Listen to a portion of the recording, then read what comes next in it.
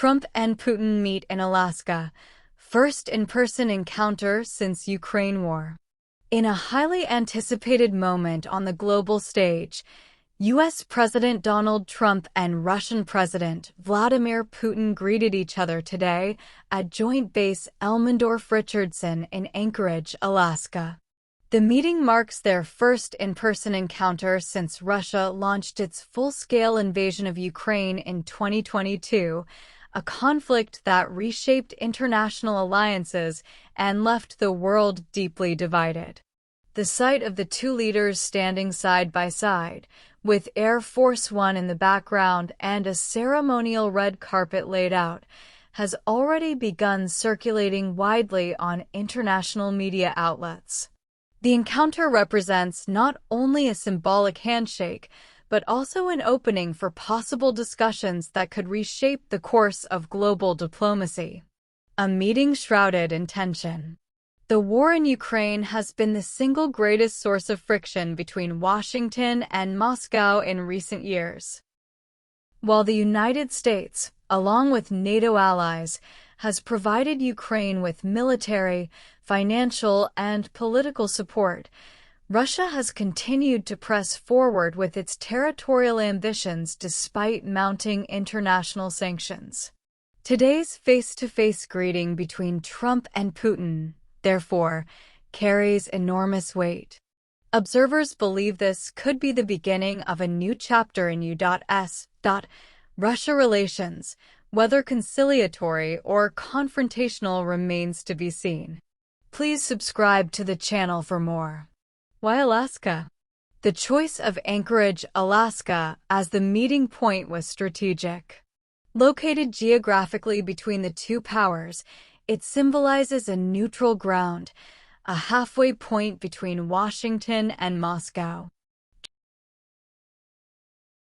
Very much, Mr. President. That was very profound, and I will say that I believe we had a very productive meeting. There were many, many points that we agreed on, most of them, I would say, a couple of big ones that we haven't quite gotten there, but we've made some headway. So there's no deal until there's a deal. I will call up NATO in a little while. I will call up the various people that I think are appropriate, and I'll, of course, call up President Zelensky and tell him about today's meeting. It's ultimately up to them. They're going to have to agree with what Marco and Steve and some of the great people from the Trump administration who've come here, Scott and John Ratcliffe, thank you very much. But we have some of our really great leaders. They've been doing a phenomenal job. We also have some tremendous Russian business representatives here, and I think everybody wants to deal with us. We've become the hottest country anywhere in the world in a very short period of time, and we look forward to that. We look forward to dealing. We're going to try and get this over with. We really made some great progress today. I've always had a fantastic relationship with President Putin, with Vladimir. We had many tough meetings, good meetings. We were interfered with by the Russia hoax. That made it a little bit tougher to deal with, but he understood it. I think he's probably seen things like that during the course of his career. He's seen it all, but we had to put up with the Russia hoax. He knew it was a hoax, and I knew it was a hoax, but what was done was very criminal. But it made it harder for us to deal as a country in terms of the business and all of the things that we'd like to have dealt with. But we'll have a good chance when this is over. So just to put it very quickly, I'm going to start making a few phone calls and tell them what happened. But we had an extremely productive meeting, and many points were agreed to.